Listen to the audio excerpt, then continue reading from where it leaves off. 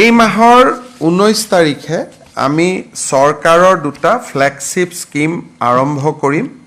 অসমৰ 126টা সমষ্টিতে একোটা অনুষ্ঠান হ'ব আৰু গুৱাহাটীত ৰাজ্য চৰকাৰে সাংবাদিক মেলৰ জৰিয়তে এই আঁচনি দুখন মুকলি কৰিব। প্ৰথম হ'ল 12,60,000 অৰুণোদয়ত নতুন হিতাধিকাৰী, অৰ্থাৎ প্ৰতিটো সমষ্টিটোৰ আয়তন হিচাপত কৰবাত 500 বেছি, কৰবাত 500 কম, অলমোষ্ট 10,000 কৰি আমি নতুন হিতাধিকাৰীক সংলগ্ন কৰিম। আৰু পুৰণি হিতাধিকাৰীসকলৰো তেওঁলোকে যি পাই আছে সুবিধা, তাত এটা নতুনকৈ ৰিভিউ বা সমীক্ষা হ'ব। এই গোটেই কাৰ্যসূচীটো আমি 19 ছেপ্টেম্বৰত আৰম্ভ কৰিম আৰু আমি 10 জানুৱাৰীৰ ভিতৰত প্ৰপত্ৰ লোৱা, প্ৰপত্ৰ চিলেক্ট কৰা, ফাৰ্ষ্ট ইনষ্টলমেণ্ট আমি যাতে 10 জানুৱাৰীত দিব পাৰোঁ, সেই ধৰণে অৰুণোদয় 3.0 আমি 19 তাৰিখে সূচনা কৰিম বা আমি আৰম্ভ কৰিম। এই উপলক্ষে অসমৰ 126টা সমষ্টিতে 126খন মিটিং হ'ব, য'ত মন্ত্ৰী বিধায়কসকল উপস্থিত থাকিব আৰু গুৱাহাটীৰ পৰা মই আপোনালোকক নিমন্ত্ৰণ কৰি গোটেই আঁচনিখনৰ বিষয়ে মই বুজাই দিম। কিন্তু 126টা সমষ্টিতে ইয়াৰ একোটা অনুষ্ঠান আমাৰ মন্ত্ৰী বিধায়কসকলে কৰিব আৰু আমি এই অনুষ্ঠানত যোগ দিবলৈ বিৰোধী পক্ষৰ বিধায়ক সংসদসকলকো আমি আমন্ত্ৰণ জনাম। দ্বিতীয়তে, আমি অহা 19 তাৰিখৰ পৰা 17 লাখ নতুন লোকক আমি ৰেচন কাৰ্ড দিম, কাৰণ এইবাৰ অৰুণোদয় পাবৰ কাৰণে ৰেচন কাৰ্ড অতিকে জৰুৰী। ৰেচন কাৰ্ড নহ'লে অৰুণোদয় নাপাব।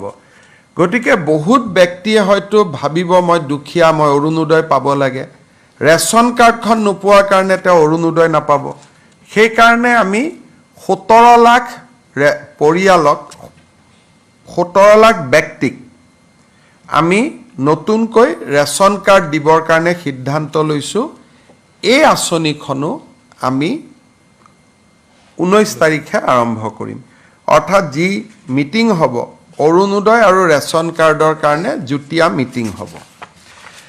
আপোনালোকে 3 নম্বৰ এটা বিশেষ বিষয়ৰ ওপৰত অৱগত যে আমি কিছুদিনৰ পৰা CM-AAA মুখ্যমন্ত্ৰীৰ অসম আত্মনিৰ্ভৰশীল আঁচনি, এই আঁচনিখনৰ আমি ইণ্টাৰভিউ লৈ আছিলোঁ।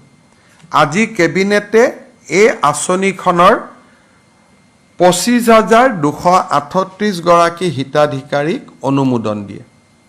এই 25,278 হিতাধিকাৰীয়ে চৰকাৰৰ পৰা 2 লাখ টকাকৈ পাব, 1 লাখ ঘূৰাই দিব নালাগে।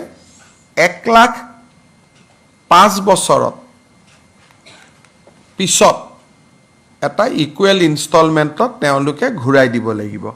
5 বছৰ 2 লাখ টকা ঘূৰাই দিব নালাগে, 5 বছৰ পিছত 1 লাখ ঘূৰাই দিব নালাগে, আৰু বাকী 1 লাখ যি ঘূৰাই দিব থাকিব সেয়াও সৰু সৰু ইনষ্টলমেণ্টত পিছৰ 5 বছৰ, অৰ্থাৎ 10 ইয়াৰ্ছৰ ভিতৰত 5 ইয়াৰ্ছ হলিডে, 5 ইয়াৰ্ছৰ পিছত তেওঁলোকে সৰু সৰু ইনষ্টলমেণ্টত পিছৰ 5টা বছৰত আমাক টকাটো ঘূৰাই দিব, 1 লাখ ঘূৰাই দিব, তাৰো সুদ দিব নালাগে।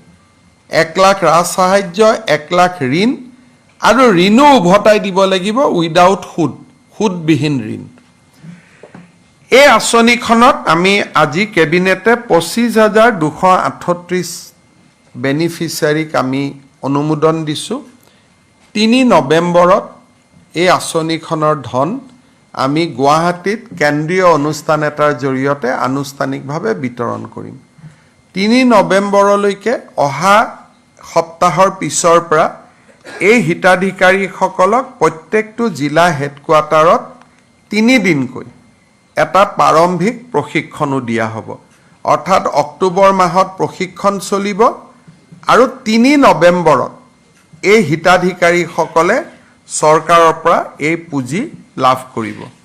ইয়াৰ ফলত আমাৰ আৰু এটা কমিটমেণ্ট আমি পূৰা কৰিলোঁ আৰু 3 নৱেম্বৰত 25,000ক ধন মুকলি কৰি দিয়েই আমি গধূলি আৰু ৭৫,০০০ৰ কাৰণে আবেদন সংগ্ৰহ কৰিম। অৰ্থাৎ টোটেল আমি ১ লাখ ল'ৰা ছোৱালীক আমি এই আঁচনিখনৰ সুবিধা দিব বিচাৰোঁ। আজি আমাৰ